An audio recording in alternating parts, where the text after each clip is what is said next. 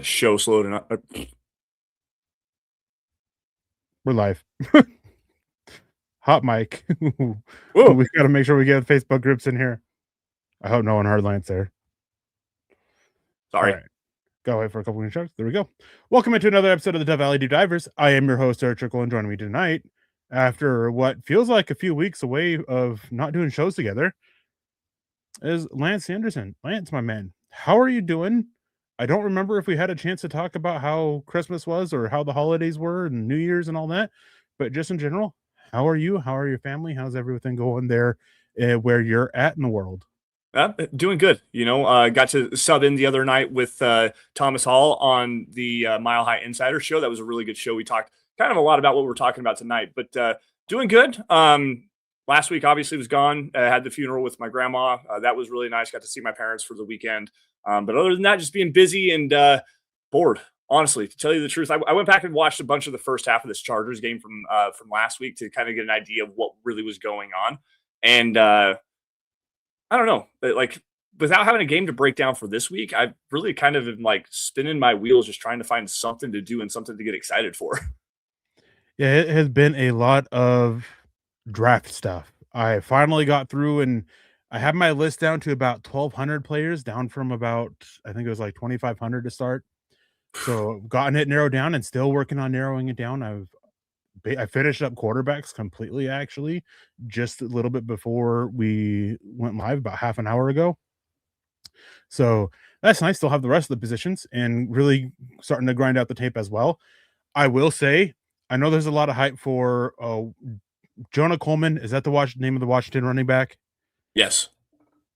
I was watching more of his tape yesterday, and was it yesterday? Yesterday or Wednesday, and literally falling asleep watching it. That's what you were saying. And that is an indictment on the player, by the way. That is an indictment on the player. Ooh, man. Well, this running back class is awful, man. Like it's bad. And it's getting worse. Some of the Mark Fletcher just went back to school. Some of the guys that were, you're looking at there in the third, fourth round are returning. Mark Fletcher from Miami, he announced he was returning before the Ole Miss game. LJ Martin out of BYU, he's announcing here he's returning. Hollywood Smothers, who was kind of viewed as a late round guy, he was advised to return. He transferred. He's going to be with Alabama, and he's a lot of people's early favorite for the Heisman next year, actually, outside of quarterbacks. So he's one to keep an eye on. Too. But yeah, it's a bad need for a running back. Denver Luke coming in saying, "I'm very sad now. My Ducks are getting destroyed 28-7." Man, I didn't need to know that. Go Hoosiers! Yeah, no. Yeah, go Indiana. I don't have any rooting interest in college football. As I said this morning, if you guys tuned in, I don't actually like college football. I watch it for work. I watch it to scout the draft prospects because I'm a fan of the NFL draft. I'm not really a fan of college football as a whole. I just watch it for the draft prospects. But we're gonna say hello to some people here in the chat before we get into a conversation. And the hot topic right now is the coaching cycle and the coaching carousel that's going on right now. That includes some Broncos players.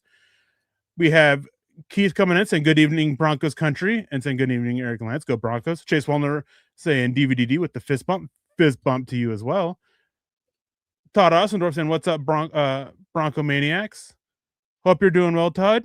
Great to see you as a member finally, and great to finally have a picture with it instead of just seeing the generic YouTube thing. Hope you're having a wonderful night, Todd. Shiloh coming in. Hello, gang. Erick and Lance. Looking forward to a great show. Erick, it looks like you're still not watching Oregon versus Indiana. No, I'm not. If I said this morning, if I watch any college football this weekend or any football in general this weekend, it'll probably be the Bills Jaguars game, but I doubt I'll watch that even. Banger of a football game. I'll probably continue to do what I've been doing, and that is just working behind the scenes for draft stuff. In getting our house cleaned up because it's still a mess from after the holidays. Denver Luke again said they're done. I saw that they were losing, but it was like 14-7 or something like that last time I saw it. Yep. And that was a while ago. But man, it's rough, and I kind of feel bad for the Ducks. They kind of got a little screwed over with the whole traveling conditions. It was like 6-hour flight for their last game, and now it's like a 5-hour flight for this one. Kind of stinks, and but it is what it is, and you still have to show up. And I know that they're really beat up as well. Yeah. Speaking of draft stuff really fast, I saw that I think it was like the first play of the game, D'Angelo Pons, that cornerback from Indiana, who's getting a lot of hype right now. I mean, super physical, great man coverage player, returned an interception for a touchdown on like the first or second play of the game. So D'Angelo Pons, I know the Broncos don't need another cornerback right now, but damn it, he would look really good in orange and blue, man. He is so freaking good. Yeah, He's Nik your type too. He's your type. He's that like that smaller, scrappy, feisty kind of cornerback that really likes to get after it in the running game. Like he's definitely your type.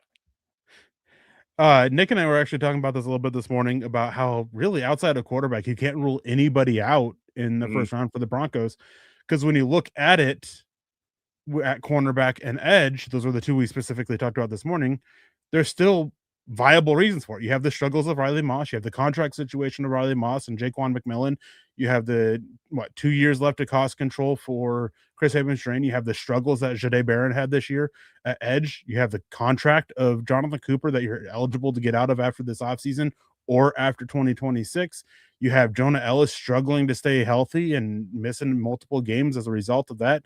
Q Robinson showed promise but didn't see the field a lot. DeAndre Tillman, his cost control aspect of it's coming out of there, and those are positions you like to keep his strength. So I will say this, even though we are still 3-4 months away from the NFL draft, I fully expect Denver to draft a corner. Yeah, I mean, I could see it. I still expect that. You have been? I don't remember seeing the thing with it. Maybe I'm just remembering. I'm also very tired. I've gotten 3 hours of sleep and been up since about 3:30 this morning. So maybe I'm obviously I'm just misremembering, but I just don't remember seeing that on there. But thank you for that. And he also comes in saying sorry for your loss, Lance. And definitely losing family around the holidays is always tough. Yeah, I appreciate it, guys. Like I really do. The support you guys have shown me, even the show before I had to leave, and then on Wednesday as well. I mean, Grandma Darlene was 94 years old, so she had a long, really well-lived life and was loved by several. I mean, there was 100 people at the funeral. Like it was really, really good to go down there. I mean, we knew too for a while that it was coming. We were just hoping to get through the new year, but yeah, thank you guys. We appreciate it. Everybody here at the Sanderson family, and we just appreciate the love and support you guys have shown to us. So thank you guys. And we have Chase Wellner and Shiloh talking about Mendoza in Vegas. Fully expect him to be the first overall pick. I think that's the expectation everywhere. And the words that going around seem to be that they are fully going in with the coaching search with drafting a quarterback in mind. Lance, it looked like you had something to say. I do have something to say because this ties into our conversation here. We can come back to it unless you want to kind of continue to say hello to everybody really fast. But I got a question for you specifically regarding Mendoza and Vegas. Okay. So I know that Curt Cignetti just signed a big-time deal. Was it Penn State, I think, was trying to hire him away from Indiana earlier this offseason and to try to replace James Franklin. But Cignetti got this deal that says that he has to be paid like a top 3 coach in all of college football if they make the national championship game, I believe is what it was. Anyways, do you think that the Raiders potentially might go and say, hey, Curt Cignetti, you're going to be our new head coach. We're going to draft your quarterback first overall, tied with a five-year contract to meet up with a rookie contract and bring Cignetti and Mendoza to the Vegas Raiders? No. I don't think so either. I've heard this talking point, but I don't think that Mark Davis, with all the money he's paying coaches right now, has enough money to pay the. He has over $50 million being paid to like 6 different coaches, and one of them's an offensive coordinator. And it could potentially be more if Patrick Graham ends up losing his job as a defensive coordinator. So I don't see it. For multiple reasons. On top of that is almost every single year, not every year, almost every single year, when there is a great college coach and a great quarterback that's projected to go number 1 overall, we always hear X team's going to hire a coach and draft said quarterback. Yep. Guess what? We heard this last year with the Raiders. We're hearing it. We're hearing it again this year, right now, with the Cleveland Browns saying that they should go hire Deion Sanders to coach Shedeur. So it's just that conversation. But I kind of agree with, if I can scroll up far enough, with Shiloh here. They have very terrible infrastructure, and there's a lot going on. There's been some heavily implied comments about basically Tom Brady trying to take full control of the team without being the majority owner or anything, or general manager or anything like that. So that way you can keep working in the broadcast booth, which I think is absolutely insane that they're allowing that. but that's beside the point. And that's just leading to a lot of issues with it. And then, you had the nepotism of Pete Carroll, where his sons, who were so incompetent at their job, doing their jobs. I don't know if you heard about this, but they were multiple offensive lineman agents for the Raiders came out and were leaking out that they were doing their own meetings because the coach had no clue what he was doing, and everybody knew it, but the head coach wouldn't do anything about it. But that's beside the point. Hey, we're not here to talk about the Raiders. If they do draft Mendoza, I don't think it's going to be a franchise altering move right away. This is a bad year for that. Todd Ossendorf saying, I would rather see the Broncos draft a running back, wide receiver, or tight end in the first round. All depends on how the board falls. Like, that's just what it comes down to. I mean, Jahdae Barron was a guy that they had as a top 10 pick, and he fell to 20. They didn't think he would. That changed their plans there. Running back, there's only one running back worth a top 50 pick, maybe even top 64 pick, and that's Jeremiah Love, and he's probably going to go in the top 10. There are a small group of wide receivers. Some of them, obviously, there's a lot between now and the draft. That's a caveat that's always important here. I think that those top receivers are probably going to be gone in the top 10, top 15. Yep. And Denver might be able to make a trade up for one of the, those second, third tier guys there that might go in the late 20s, mid 20s. But it's tough. And then tight end, you have Kenyon Sadiq, who, man, it's tough to gauge where he's going to go for multiple reasons. And then you don't have anybody else that's really worth a first round pick. So it's all tough. And Denver just happens to need guys at those positions. And those happen to be tight end is a deep class, not top heavy. Running back is a really bad class. And wide receiver is a fine class. That's why I expect Denver to look into free agency to address all three of these positions. I think the free agency class, especially on the running back side, is really where you need to kind of tie your eyes to Broncos country, because there's a lot of really good players in this upcoming free agency class. You've got guys like Breece Hall from the New York Jets, Tyra Algier from the Atlanta Falcons, Rico Dowdle currently playing with the Panthers. They're a playoff team as well. Who was the other one? Travis Etienne from the Jacksonville Jaguars. I know Derrick Henry, I believe, is a free agent this year as well. There's like 5 or 6 really, really strong running backs that are going to be entering free agency this year. Breece Hall would be a direction I'd really want to lean into, or Travis Etienne for the receiving ability that he brings out of the backfield. So you can find a running back in free agency, and the Broncos have some cap space. I think they're probably going to address that there. In terms of wide receiver, wide receiver, tight end, I haven't seen I haven't dove into the free agency class at that particular point yet.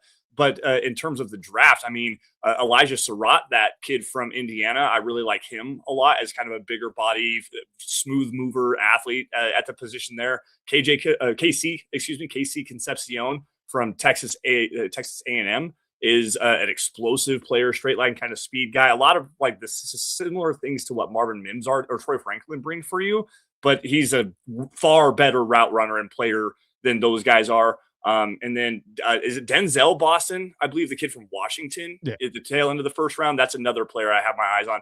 Physical, very physical player. Like he fits the Sean Payton archetype. So just to throw some names out for you guys. Yeah, 2 of those guys are those guys in that early mid-20s that I could see Denver possibly making a small move up. Elijah Surratt is probably more of a second-round guy at this point. Obviously, a lot of things can change here. But you have guys like, and we have somebody else coming in asking about it, Alec Pierce of the Indianapolis Colts.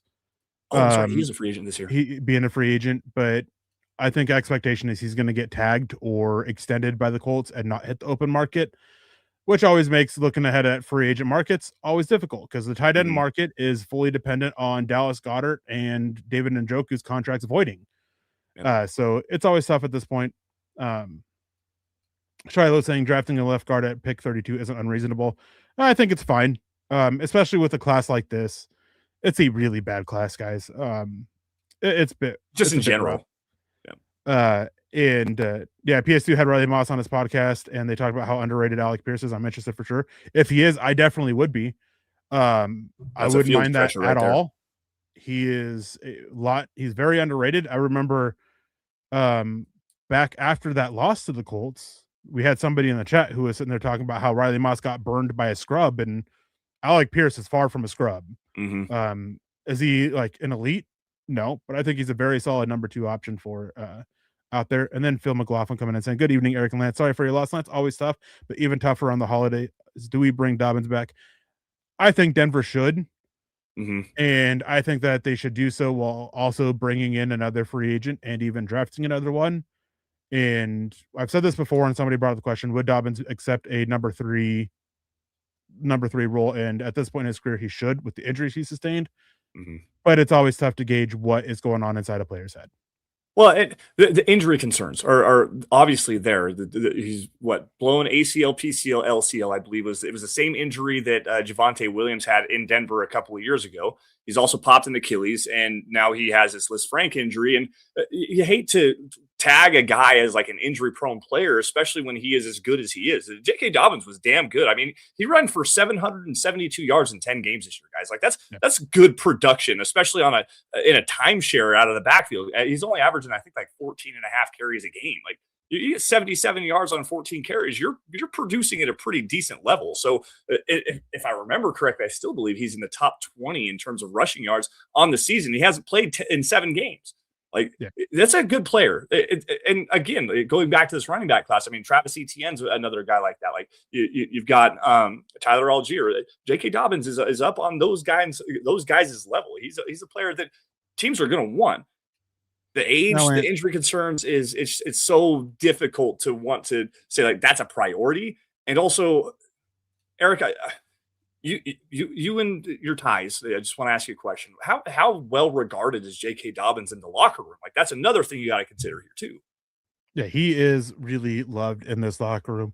Lance, I got to ask you something here. Yeah. Have you heard of Goldbelly? Well, it's an amazing snack I order from all the time, where you can get the most iconic, famous foods from restaurants all across the U.S. And it's perfect for game day, Valentine's Day, or anything else you have going on. Guys, this is seriously amazing. Goldbelly will ship you iconic Chicago deep dish pizza from Lou Malnati's and the original Buffalo Wings from Anchor Bay in Buffalo, Guy Fieri's unbelievable trash can nachos, and real Philly cheesesteaks, or even the legendary Franklin barbecue straight from Texas to your door. And with Valentine's Day coming up, they also have great gifts like award-winning dinners from Peter Luger Steakhouse, world-famous macaroons from Lauderay, and even the exact cake served at JFK's wedding to Jackie O. Yeah, guys, if you know anything about me, I was mentioning this the other day, Philly cheesesteaks, chicken wings. I mean, you're right up my alley here. I've seen them on their website. They look absolutely delicious. It looks like high quality grub delivered to your door, and it lives up to the lofty expectations that you have. And with the legend of Philly cheesesteak, guys, you know what it's going to be like.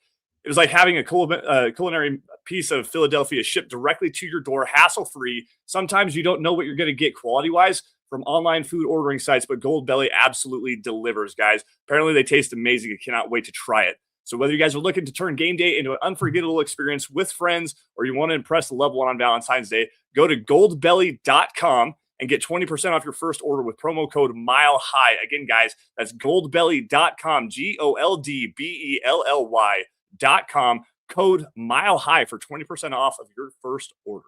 And thank you, Goldbelly, for your sponsorship tonight. We appreciate you.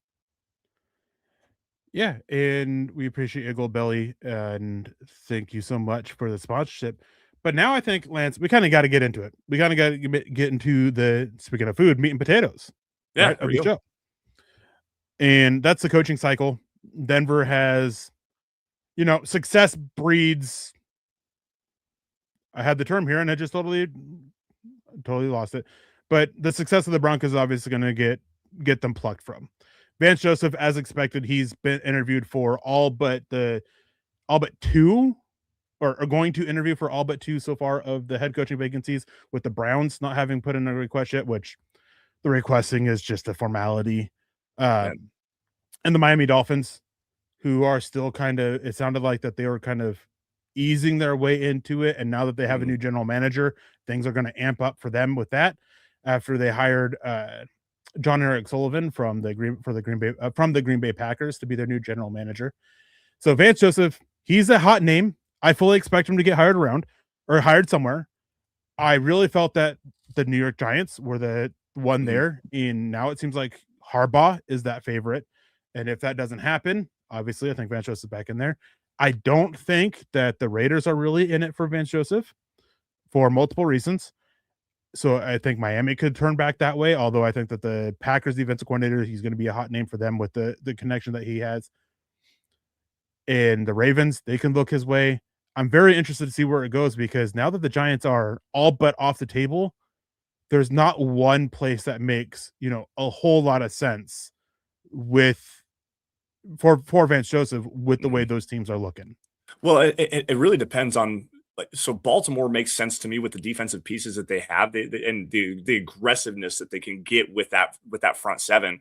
Adafeo is a really great player. I love him, and He's not even with them anymore. Is not. Oh, when did I miss that? Good Lord. He was Never traded to the mind. Chargers for Alohi Gilman. Oh, that's right. Okay, disregard everything I was just saying. Never mind. Never mind. Actually, Alohi Gilman in that defense. I mean, you want to talk about a player like Talanoa Hufanga who flies around all over the field. There you go. We can make that connection anyways. But no, that one with the Ravens, it depends on who he's going to bring along with his offensive coordinator. And if Mike McDaniel can't get the job there as the head coach, or Cliff Kingsbury couldn't, then one of those two guys could potentially come in and be that offensive coordinator for him. But then that kind of it changes the math with Vance Joseph being a defensive guy, because he's going to have some kind of a plan every single year to maximize Lamar Jackson, because Mike McDaniel's probably going to get rehired. Cliff Kingsbury is probably going to get rehired shortly after they become the offensive coordinator for the Ravens underneath Vance Joseph. Davis Webb, if he goes there, how does he adapt the scheme that he has with Sean Payton, this Gulf Coast offense, into more of a RPO, like a lot more RPO stuff, the stuff that Lamar Jackson does very, very well, utilizing his legs as a threat, as a dual threat quarterback. So that, to me, that fit just doesn't make a whole lot of sense to me. The Giants, though, with Kayvon Thibodeau, with Brian Burns, Dexter Lawrence, Abdul Carter, the waves and waves and waves of pass rushers, the cornerbacks, I think they fit pretty well, playing some man coverage on the back end there. Like, that is, to me, the ideal fit. But I don't know, man. Those are the two jobs that I think that would be the most interesting to see him go to, and I think they're the most likely that he goes to. Yeah, we have G4 Live saying, guess all our coaches are concentrating about their interviews instead of the divisional round. There's only so much preparation. There's only so much preparation you can do without even knowing who you're going to be playing against. And part of the reason for the bye week is that it is time off. Denver didn't get back into the building until yesterday. And then they had their first practice today. So they've basically been off, and Vance Joseph, well, he's been able to prepare for both. And so that's not at all the case for it. But yeah, Vance Joseph, he's tough. And he's got to sell himself, obviously. All interviews, you're selling yourself to it. But not only that, he's got to sell his vision for the offensive side of the ball. We saw what happened in Denver that first time around, where I know a lot of fans want to blame him for what it was, but it's been made abundantly clear how dysfunctional the team was at that point, with the front office and the power struggle that was going on between Jonah Ellis and John Elway, and even power struggles that were happening within the coaching staff. It's all been made abundantly clear, not being able to get his own quarterback. So I do like the Ravens for him with having that quarterback, but if he wants that job, he's really got to sell himself on who he's going to bring in for that, which is going to lead us to the next guy, Davis Webb, very popular name right now for head coaching circles. Now, I mentioned this morning, and it may seem early for Davis Webb. He's still young. I think he turns 31 here in just a few weeks. Well, this is a down year for the coaching hires. You don't have that, oh man, that's an absolute outstanding hire. Like, you don't really have that guy outside of maybe Harbaugh. We could see teams taking a shot on guys who might be a year or two away and hoping that they can sit there and grow and develop and become this great coach, like we've seen in other down years in the past, which the results have been hit or miss. And that is why, the Dolphins with, I believe, Jeff Hafley is the guy's name, the defensive coordinator for the Packers, why he's the candidate there, and why, you have the Raiders, and there's like two other teams that interviewed for Davis Webb for head coach. So it was the Raiders and the Ravens, I know for sure, and I don't remember there was another one I thought. I think it was the Giants. It was, yes, it was the Giants. It was the Giants, yep. So you have them all looking for that, and it makes sense. Could they also be doing those as trying to get a little bit insight to what his plan would be for the offense to come back and look at him for an offensive coordinator spot? Obviously. And one thing worth noting with this, in terms of promotions and, denying requests and stuff like that and blocking hires, just promoting Davis Webb to offensive coordinator does not give the Broncos the ability to block him from other offensive coordinator jobs if he would get play calling duties elsewhere. because being handed play calling duties is considered part of a promotion. Assistant head coach, passing game coordinator, running game coordinator, those are the equivalent of a position coach job. Those don't count into a thing. It's a weird structure that they have for it, but basically every team has to go through and give the NFL what it is, what these coaches do, what their job description is. Basically, do they run offensive meetings? Are they the play callers? Those are all points, and there's like a 3-step process for it. Offensive coordinators who don't run meetings, they can get promoted. They can't be blocked if they get offered even to run meetings, and then play calling. So it's all a lot of different stuff there. So just promoting them doesn't do enough. It might buy them a year, but I doubt it gets more. And on top of that, I doubt Sean Payton's going to fire or move Joe Lombardi out of his position to promote Davis Webb. I was just about to Sean say Payton that. has been doing what he can to get Davis Webb some experience, giving him that final game in the preseason to call the plays. He's trying to move him along in the head coaching cycle. And I bet he would be very supportive of Davis Webb getting a head coaching job this year. Yeah, and you mentioned something just a little bit ago. Obviously, he turns 31. I believe it's January 24th. It'd be right around the time that teams are really starting to like drop names and actually hire guys. And if you remember, I believe it was now 10 years ago, almost exactly, maybe 11. The Los Angeles Rams hired Sean McVay, who at the time was 30 years old. If Davis Webb was to get hired around his birthday, it would depend on what day it was. He would technically be like the youngest head coach ever hired. But you mentioned something like, how do you take a shot on a young guy like that? Well, you got this wonder kid in Sean McVay, who everyone thought I think he was a tight ends coach for the Washington. Then I'm not going to say that Washington Commanders, anyways. He was a tight ends coach there, and what was one of the first things that he did? He hired Wade Phillips and Matt LaFleur to be his offensive and defensive coordinator. He hired guys with several years of coaching experience. And obviously, Wade Phillips had been a head coach multiple times. That was his defensive coordinator and an assistant head coach for, I think, the first 3 years that he was in Los Angeles. So that's kind of the way that Davis Webb would have to go about this, is he'd have to bring along somebody with him, whether it is Vance Joseph, maybe the Raiders, they brought in Vance as a head coach candidate. They brought in Davis Webb as a head coach candidate. Maybe they say, you know what, Davis Webb is the guy that we want, working with Fernando Mendoza. We want to bring Vance Joseph along and have him be the assistant head coach, which would be a promotion from what the Broncos have. No, it wouldn't? Assistant head coach does not go into promotions. Okay, disregard that. Regardless, if the Broncos would allow VJ to leave, or he'd have to find somebody like that they would have to be tied together somehow like that, a person that has head coaching experience, whether that may be like a Mike Zimmer as a former guy. I have a bunch of other names here. Like, I don't know if you could bring out like Dennis Allen. Raheem Morris is still looking for a job right now. Jeff Ulbrich, Jonathan Gannon, who was just fired from the Arizona Cardinals. Like those are former head coaches that have defensive coordinator experience. He could bring along someone like that to be that guiding light to him while he gets through the first, just like breaking through the barrier of being a first-time head coach. So it's not unprecedented to see something like that, I guess, is the point that I was trying to get at. Yeah. And again, assistant head coaches don't count as a promotion because it was about 10 years ago. I can't remember what team it was, but maybe you can remember. There was a team that they basically just kept tacking on assistant head coach titles to everybody. So they enabled them to block for promotions. And so the NFL was like, yeah, no, you're actively keeping them from being able to get a promotion for it. Can't do that. So that's why they kind of erased that. And that's also why it was the same year that they made that structure for coordinators too, where you have, basically coordinator and name only, running the meetings, and then play caller, and having those steps there for different promotions. Gotcha. But yeah, same year they did that as when they took out assistant coaches. I want to say it was like 2018, 2019. So it hasn't been super long, but it's been a while. But is that?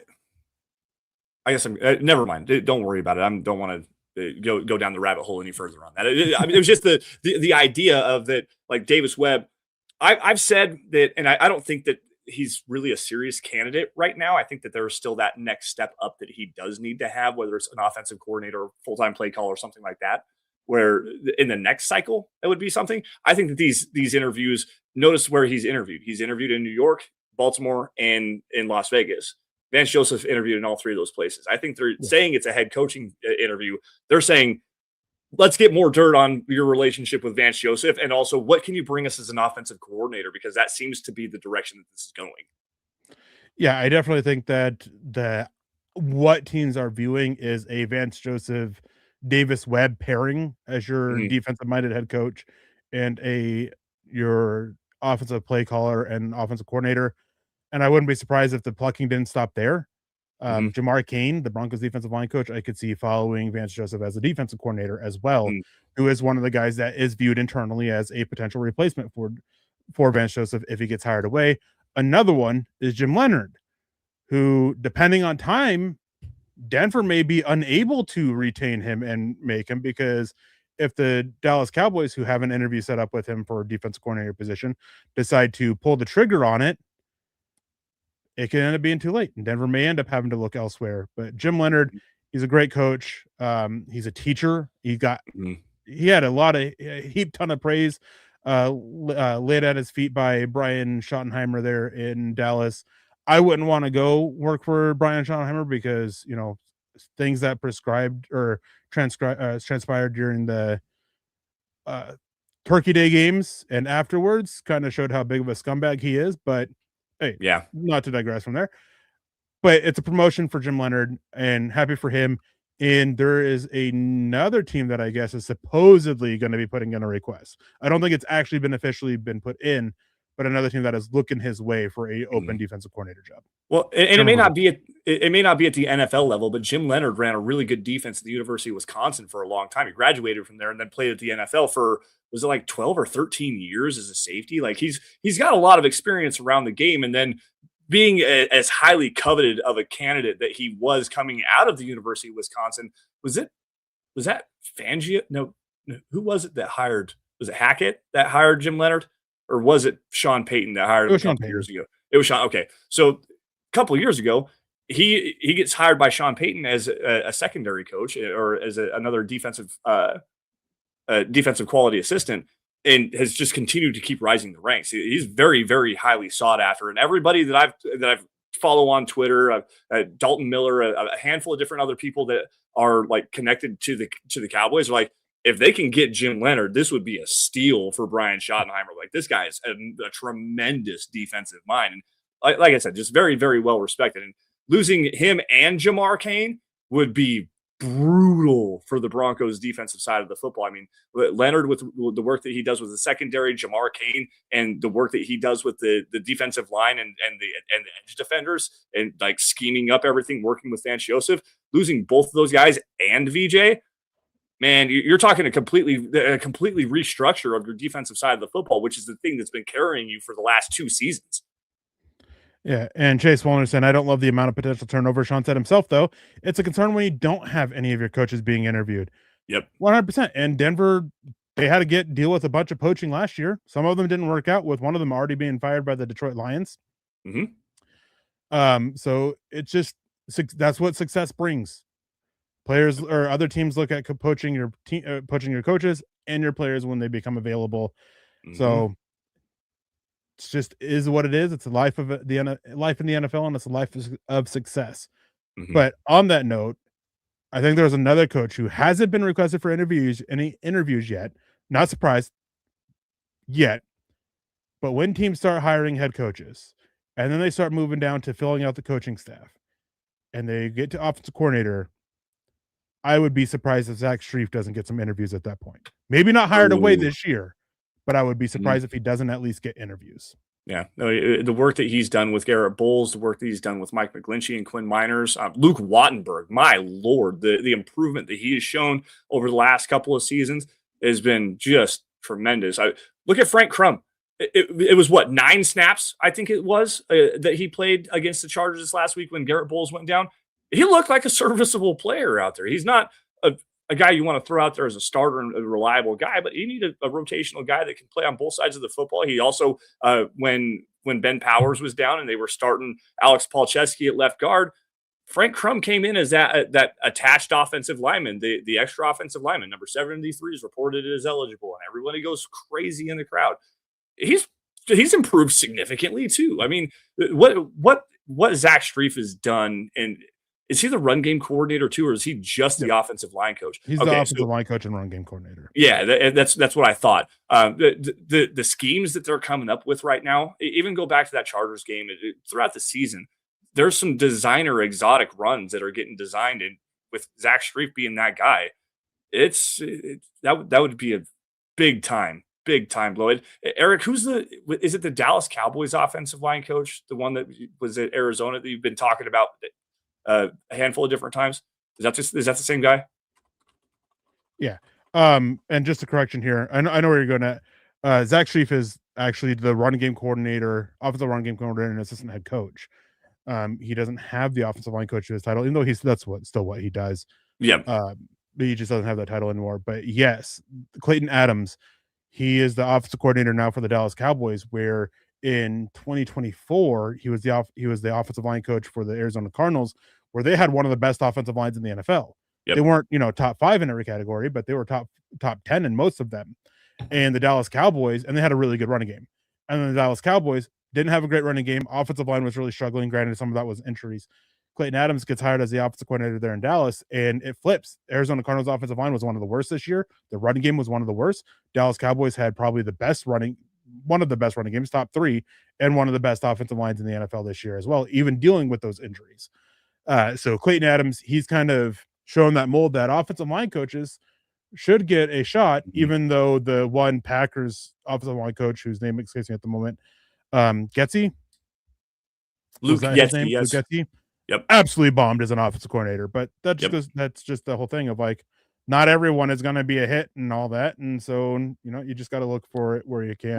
Zach Strief is praised for his ability to reach players and coach up players. He's definitely a teacher, and a lot of that stems from his time as a player. What is that offensive line coach from San Francisco, I believe it was a couple years ago, that was getting a lot of run as a potential offensive coordinator? Do you remember his name? I don't remember his name for the life of me. It's like, again, it's not unheard of to have an offensive line coach that's starting to get some run as offensive coordinators, because I mean, we're seeing it more and more over the course of this year, even that you have to build through the trenches. Teams with elite offensive lines and defensive lines are the teams that are all consistently going to be in the playoffs year over year over year. So guys like Jamar Cain, guys like Zach Strief, like those guys are going to be highly sought after in terms of creating the bare bones foundation of your defensive and offensive units. I don't remember that guy from San Francisco. I'm sorry. There's just another example. Chris Forrester's been their offensive line coach. That's it. Yes. Basically since it, but he hasn't really been getting talked about offensive coordinator or anything like that. Their defensive line coach, Chris Kosarek, has been. Yep. I don't know if you're getting it mixed up, but I thought Forster. I thought you had mentioned Forster a handful of different times. That was as being like a great offensive line coach, but not for promotion. Speaking of which, there's one of the best offensive line coaches. One of the best offensive line coaches in the NFL is available with the Atlanta Falcons in Dwayne Langford, I think is his name. Phenomenal job that he's done. Anyways, I digress. Last coach, special teams coordinator Darren Rizzi. He has a interview with the New York Giants. I don't think there's a whole lot to get into here.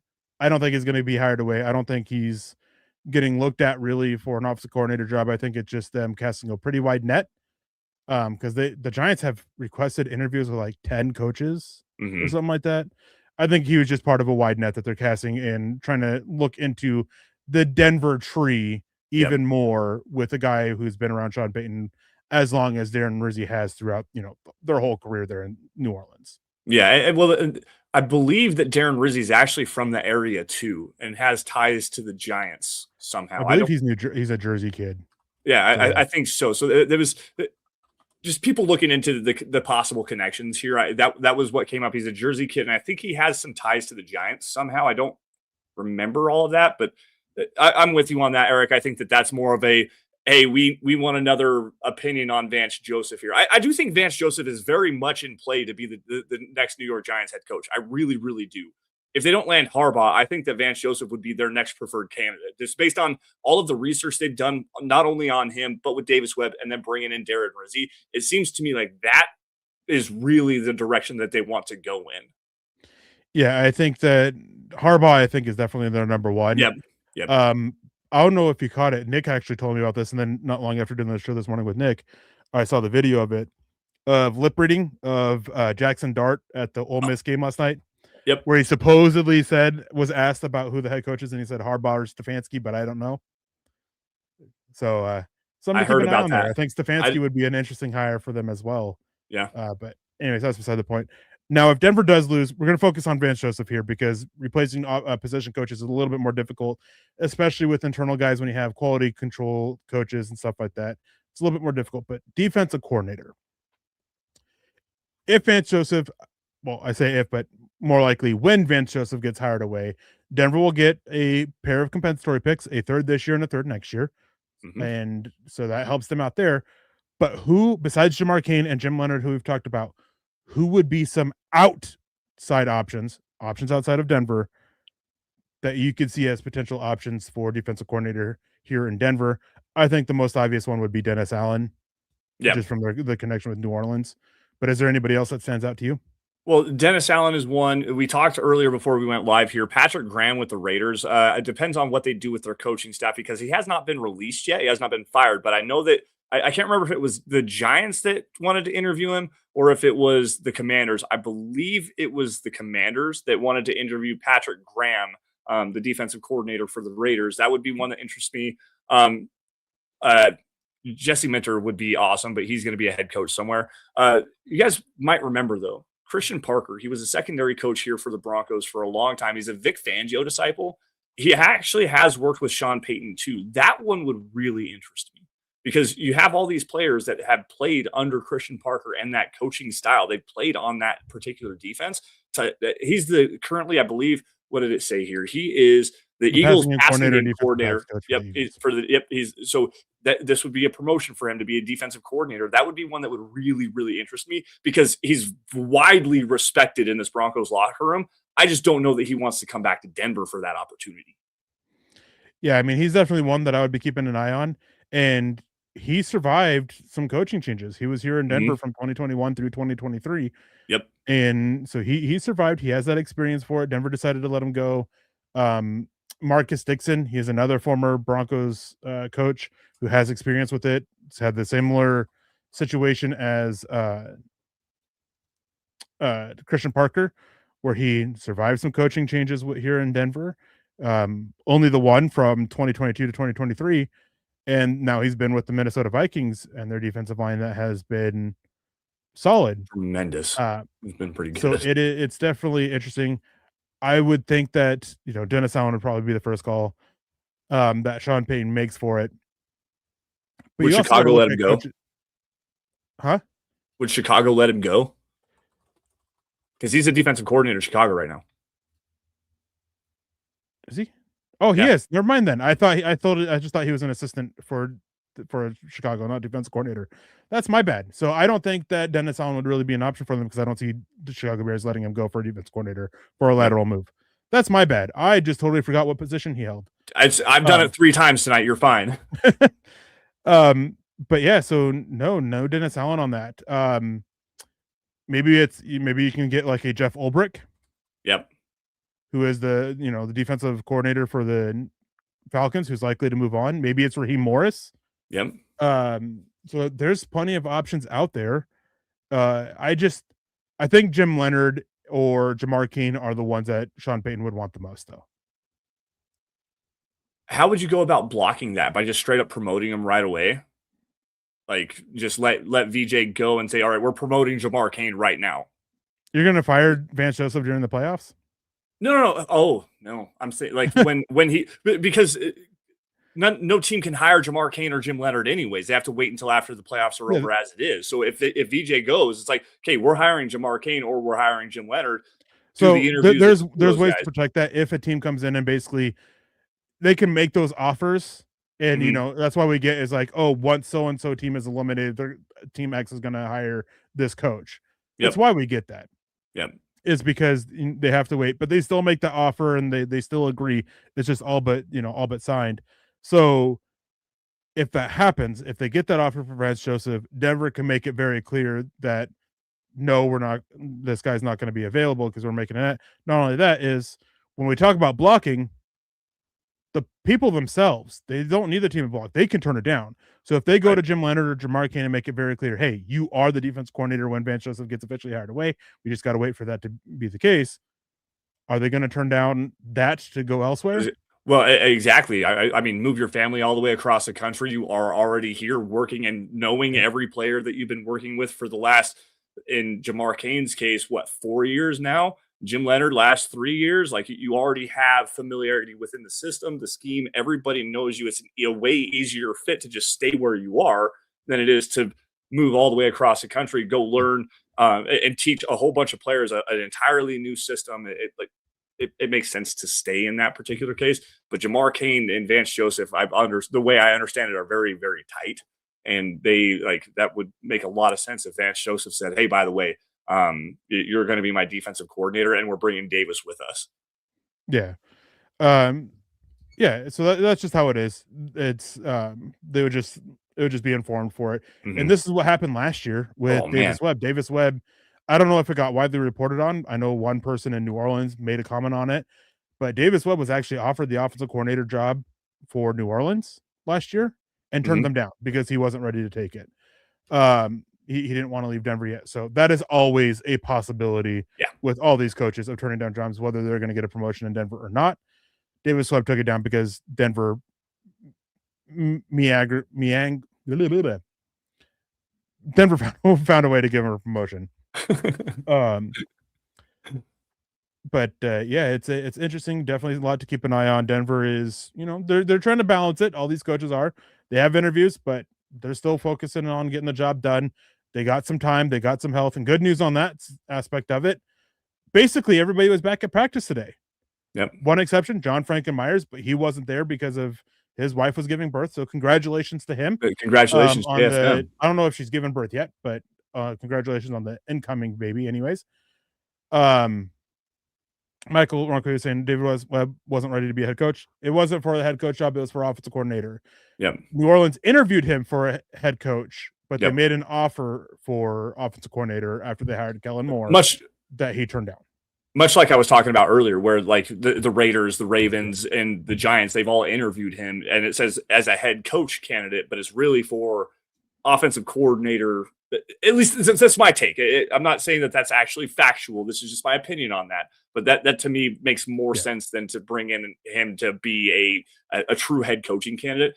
They're trying to get more information and potentially make him an offensive coordinator first. That would be the way that I read it. Similar to what Erick just said, the Saints interviewed him as a head coaching candidate, but they were going to hire him as an offensive coordinator. Yeah, that happens. That happens all the time, guys. Oh, what is Nick Underhill? Is that the? Yes. Yep. He's the one who reported it that they made an offer for Davis Webb to be the offensive coordinator, and he turned them down, wanting to stick in Denver. Not after the thing. It was after they hired Kellen Moore. But yeah. Anyways, we are about wrapping up here tonight.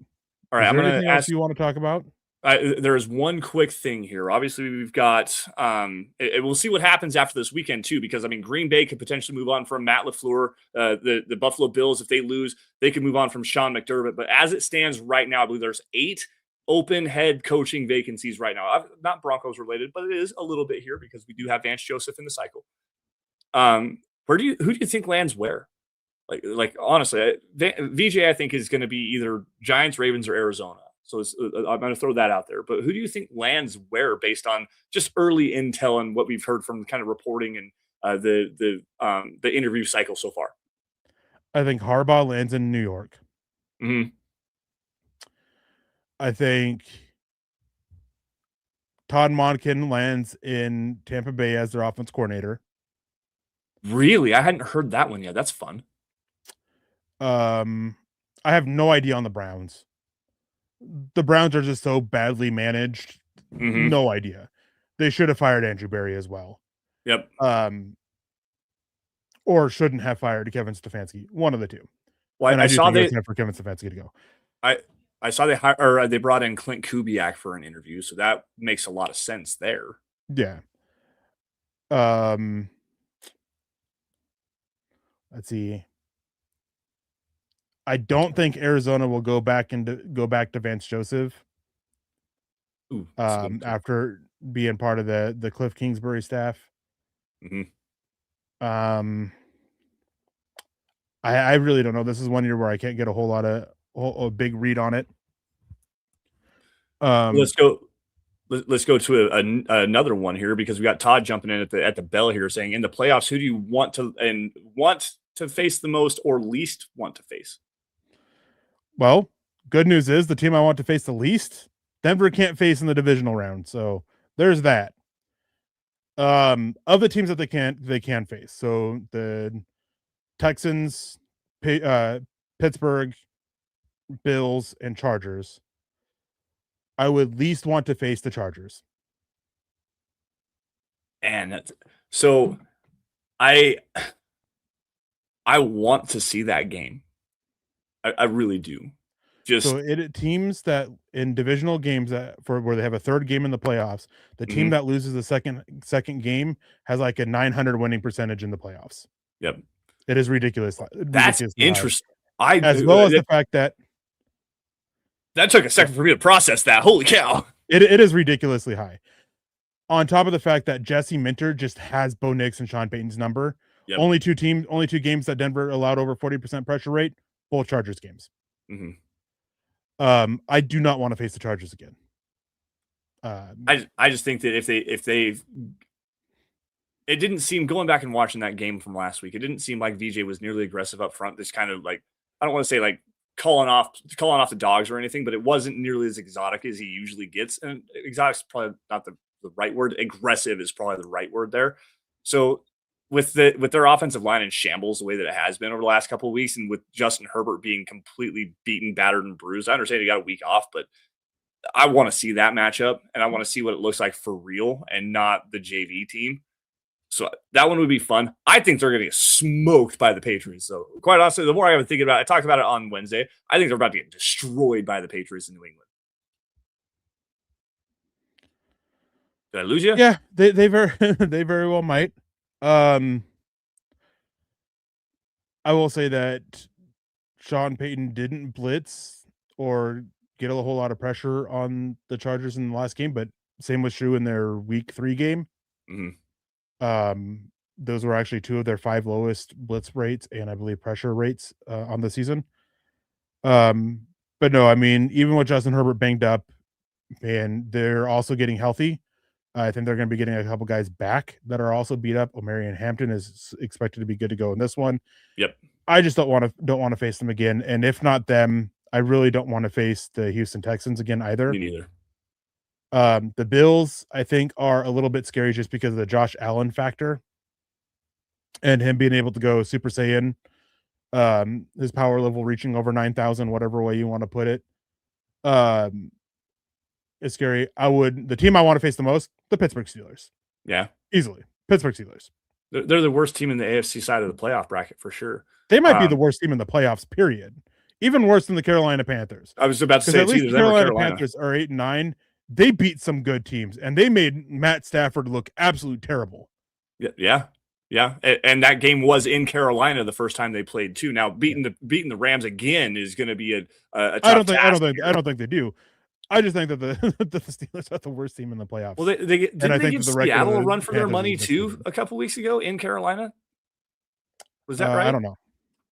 I can't remember. Anyways, no, I think that the team I'd least want to face is the Houston Texans because that defense scares the absolute hell out of me. Quite honestly, either them or Josh Allen. I'll take a matchup with the Chargers, and obviously the Steelers is the one that I really want to face the most because I think that that's the easiest path forward. Because if you get the Steelers, that means Houston, Buffalo, and the Chargers have all lost.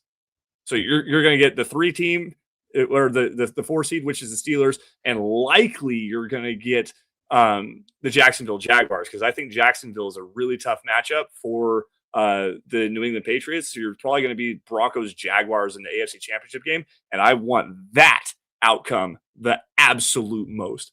I want to see the Jaguars again in the Mile High City, because I think if you play that game 7 times out of 10 in Denver, Denver wins that game 7 times out of 10.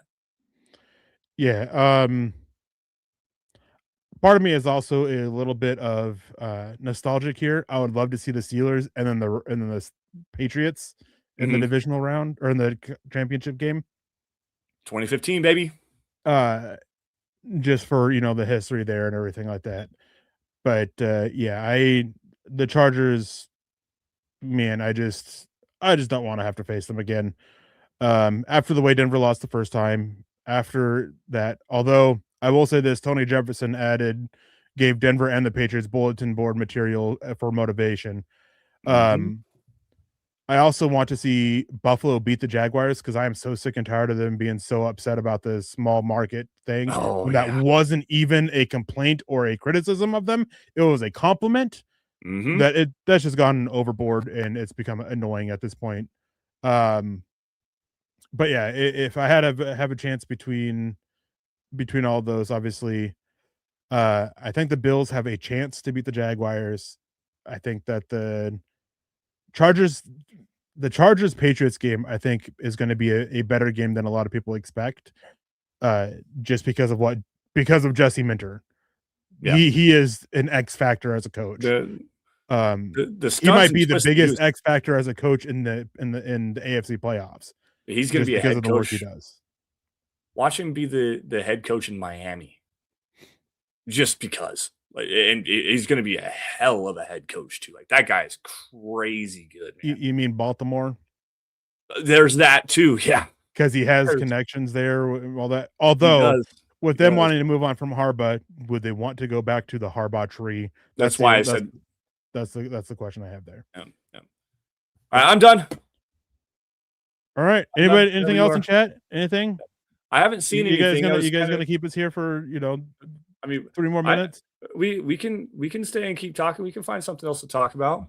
I mean, Indiana apparently is up 42-7 on Oregon right now, so that's real fun. That ruins the rest of my night, because I was really wanting to watch that game, and there's no Avalanche or Nuggets games on, so I guess I get to go to bed. Damn it! And it did come through that the Broncos gave permission for Jim Leonhard to interview for the Cowboys defensive coordinator job. They didn't need permission. Semantics. But they officially gave the permission. Chase Wilner, are we assuming Brandon Jones is done for the year? Yes. Now, JK could be back. Sean Payton didn't want to give any comment about that today. He did talk a little bit, because I believe it was it Luca Evans, I think, that asked him from the Denver Post. He asked a question about the injured players, Dre Greenlaw, John Franklin Myers, guys that weren't at practice but are expected to be back next week.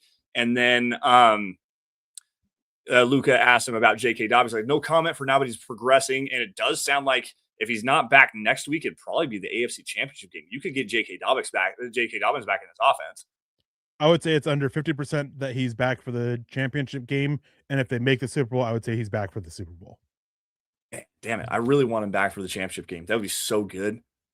And it sounds like they are going to be opening the practice window for Lucas Kroll next Wednesday, which should put him in line to be back either for the championship game or the Super Bowl. And the fact we haven't heard on J.K. Dobbins is why I doubt even more him being back for the championship game than I do Lucas Kroll.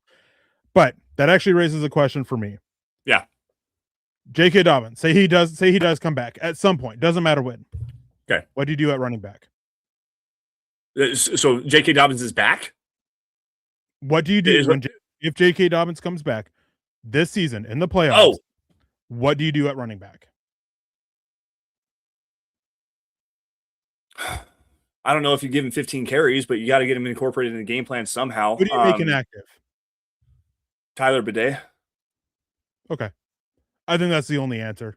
Yeah. I don't think his 3 big plays against the Chargers and being terrible all season long and not even, for the most part, not even that good as a blocker, not being utilized as a blocker is enough reason to keep him around anymore.